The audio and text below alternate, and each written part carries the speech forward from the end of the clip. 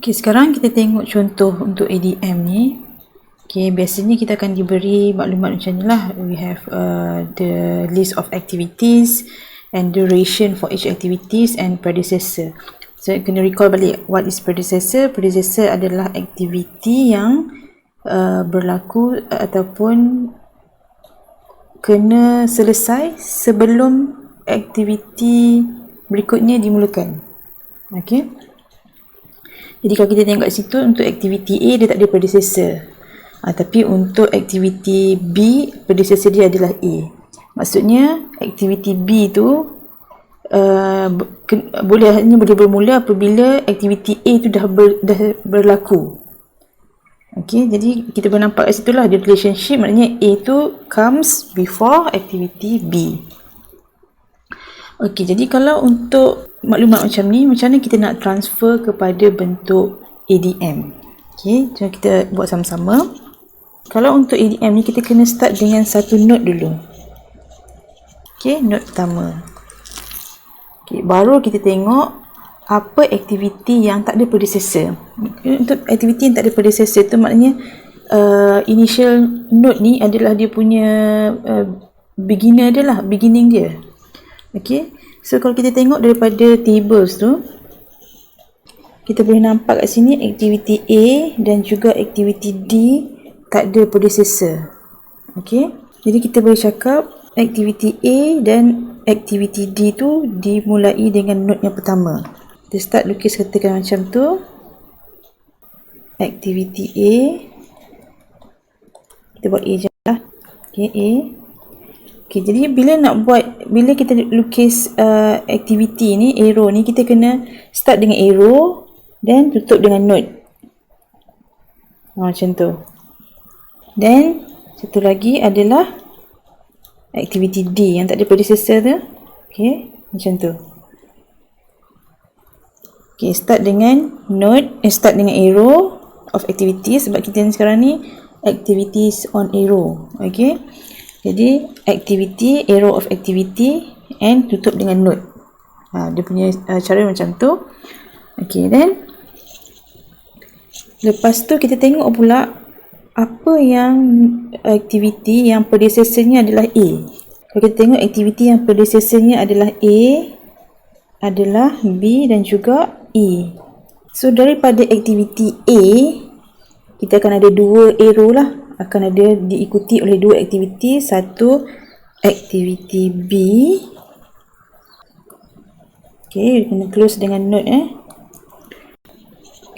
Satu lagi adalah aktiviti E. So E ditutup dengan node. Okay, then kita tengok pula aktiviti D. Apa yang predecessornya aktiviti D? Okay, so kita tengok sini adalah ni F. Tapi kalau kita tengok tu, dekat F tu dia punya predecessor ada dua. Predecessor dia E dan juga D. Maknanya kena siap aktiviti E dan D baru F boleh jalan. Okay, jadi bila macam ni, apa yang berlaku adalah E dan D tu sebenarnya akan berakhir pada satu node.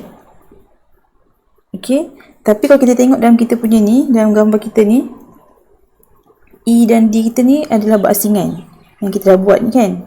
Okay, jadi sebenarnya dia adalah berada dalam satu node yang sama. Okay, dia macam ni lah. E, dia nakkan jadi F. Macam tu.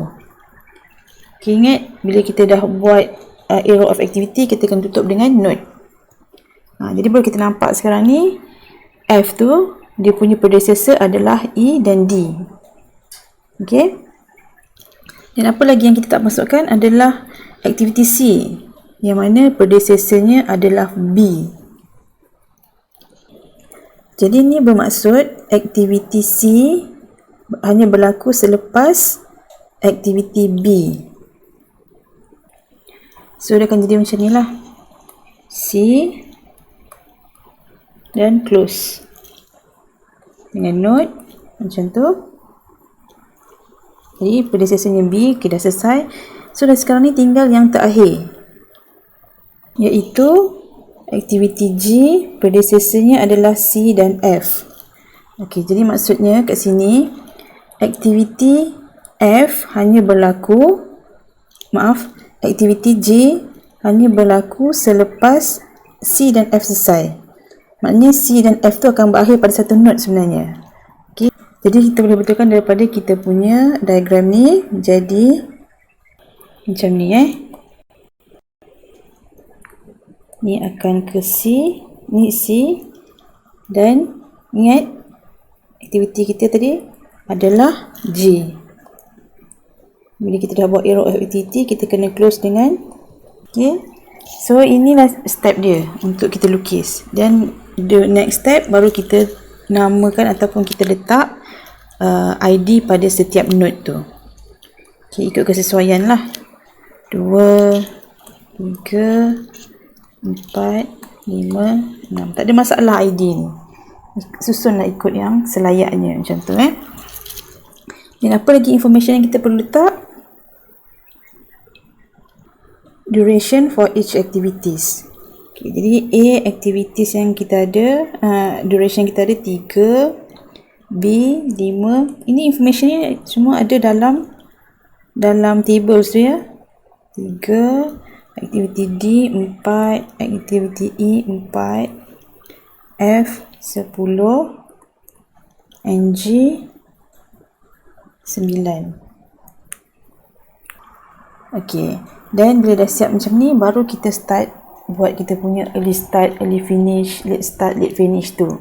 Okey, jadi follow sama-sama macam mana kita nak buat forward pass dengan backward pass. Okay, jadi kita start pada node pertama dengan kosong. Okay, kosong pergi ke 2, node 2. Jadi kosong campur 3 dan jadi 3. Okay, sekarang ni daripada node 1 ke node 4. Okay, cuba perhatikan node 4 ni ada 2 arrow. Satu ke sini. Okay, 1 ke 4 maknanya kosong campur 4, kita ada 4. Dan satu lagi adalah pada node 2 ke node 4 sini. 3 campur dengan 4 akan jadi 7. Jadi elemen 1 kita nak letak dalam bulatan tu, kita ambil yang besar. Dan kita teruskan. Ni kita buat forward pass dulu Okay, teruskan daripada node 2 ke node 3. Okay, 3 campur dengan 5, kita akan dapat 8.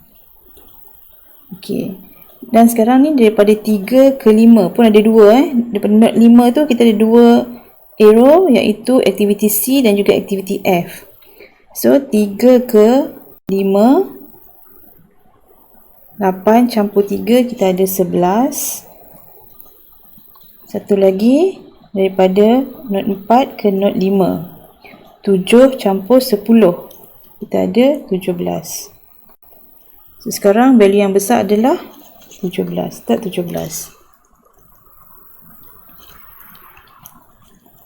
Okay, dan teruskan ke G. Aktiviti G 17 campur dengan 9 adalah 26. Jadi habis kita punya forward pass. Now kita buat pula kita punya backward pass untuk isi nilai yang bawah tu. Okey, untuk backward pass pada node terakhir kita cuma turunkan saja. Okey, 26 tu di bawah dia 26. Okey, so backward pass ke belakang. Okay, 26 tolak 9. Ke belakang kita tolak lah. 26 tolak 9 adalah 17. Okay. Daripada node 5 ke node 3. 17 tolak 3 adalah 14. Macam tu juga 17. Daripada node 5 ke node 4. Sini. 17 tolak 10, kita akan dapat 7. Okey, selesai. Sekarang ni kita nak pergi yang daripada note 4 dengan note 3. Okey. Daripada note 3 tu, kita tengok ke note 2. Daripada note 2, kita akan nampak dua aktiviti keluar, iaitu aktiviti B dan aktiviti E. Jadi bila kita buat backward, yang ke note 2, kita sepatutnya akan ambil kira aktiviti B dan juga aktiviti E jugalah. Okey, jadi daripada note 3 ke note 2, dia punya value kat situ adalah 14 tolak 5, kita akan dapat 9. Okey, tapi daripada note 4 ke note 2 tu, okey, untuk aktiviti E, sini 7 tolak dengan 4, kita akan dapat 3. Okay, jadi kita nak ambil nilai yang mana? Ambil nilai yang kecil. So kat sini adalah 3. Okey, dah selesai sampai situ. Daripada note 2 ke note 1 dan juga daripada note 4 ke note 1 pun pertembungan 2 arrow. Okey, jadi buat satu daripada 2 ke 1. Okey, 3 tolak 3 kosong. Dan daripada note 4 ke note 1, 7 tolak 4 adalah 3. So, kosong dengan 3 yang kecil adalah kosong. Dan selesailah kita punya network diagram. Okay, bila kita dah selesai buat diagram ni, next step adalah tujuan kita buat diagram method ni, network diagram ni adalah untuk identify mana satu critical path, mana satu critical activities. Jadi tools yang kita boleh pakai adalah menggunakan nilai total float. Jadi kena ingat balik semula, total float adalah apa rumus dia? Total float sama dengan